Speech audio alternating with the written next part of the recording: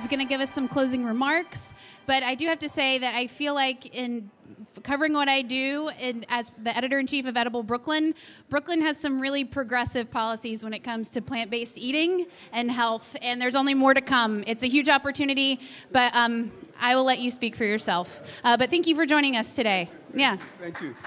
Thank you. Thank all of you. Just say 2007 to 2015, there was a 50% increase in suicide among girls, 30% among boys. In 2013, 50% of the undergrad freshman class of Yale took a mental health class. There's something that is taking place in the universe, and there's a disconnect between what we eat and what we consume. And that disconnect was part of my life until 2016. I was diagnosed with type 2 diabetes, lost my vision in my left eye, permanent nerve damage in my hands and feet. The doctors just casually told me we could slow it down, but you're gonna lose your toes. Had an ulcer, high blood pressure, followed the legacy of my mother who was diabetic for 15 years, on insulin for 7 years. Went to a whole food, plant-based diet. 3 weeks after, my vision returned. The nerve damage disappeared. Mother joined me this year in January. Went whole food, plant-based at 80 years old. 15 years diabetic, 7 years on insulin. Mother is off insulin 2 months in, and she's living a healthy lifestyle. It is not our DNA, it's our dinner. It's not our lineage, it's our lunch. It's not where we're born, it's our breakfast. Food and bad food has the same side effects as crack. We are addicted to bad food, and I remember the first few weeks of watching Mother wean off the food and trying to get her head around whole food, plant-based, and how challenging it was. And when you start to look at college campuses after college campuses, public school, behavioral issues, just as we have a physical anatomy, we have a spiritual anatomy, and our spiritual anatomy is obese and toxic because the food that we're giving ourselves, and that is why this is important. Those of you who are in this space of using technology to improve food, you are not only those who are scientific in approach, but you have a medical approach because our medical industry is too tied to the pharmaceutical industry. The real drug dealer is not the child standing on the corner with baggy jeans. It's the three-piece suit pharmaceutical industry that have our families hooked on drugs all the time. So what are we doing here in Brooklyn? My heart goes out to you who live outside this borough, because Galileo had it wrong. The center of the universe is not the sun, it's Brooklyn. This is the place to be. And it is so exciting because we are focused like a razor. We're going to get processed meat out of our schools.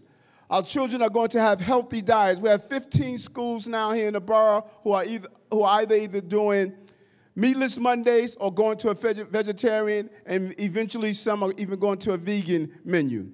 We're allowing children in the borough to identify food insecurity locations and using their technology to improve that. One of the most exciting projects we're doing, we're teaming up with a place called Farm Shelf. They have these units about the size of a fridge that you can grow using hydroponics. Grow bok choy, kale, spinach, lettuce. They are connecting, they being the students, are connecting with nature developments, and after they grow and learn how to fix the machines, grow the vegetables, they're going to take them to the nature development and teach people how to eat healthy. So not only are they going to be on the cutting edge of urban farming, but they're going to use the new technology to improve the industries so that their families that are dealing with curable diseases, they're going to be part of the solution. Not sitting back saying, woe is me, but saying, why not me, and being a part of it. Historically, when you see this cutting-edge technology, it is not in the communities of color or the inner cities. We're going to empower young people, black and brown children, to solve the problems that's impacting their community. Every school in this city should have a rooftop garden using state-of-the-art technology to grow food. We cannot build new land, but we can use the roof space. We have thousands of acreage of roof space that's not being used. There's no reason that the children can have rooftop gardens where they can grow the food that was served in their classrooms and then create an economic model to ensure that the local bodegas, the local supermarkets is receiving. We take trucks off the road, improve our environment, and have a better place. You all know it. The number one cause of greenhouse gases are those cows. And if we cut back our meat consumption, if we stop serving meat inside our correctional facilities, in our hospitals, our senior centers, our homeless shelters, if we stop serving meat, we will have a greater impact on the environment that we are in. The technology is here. These are exciting times, and we want to lead the way.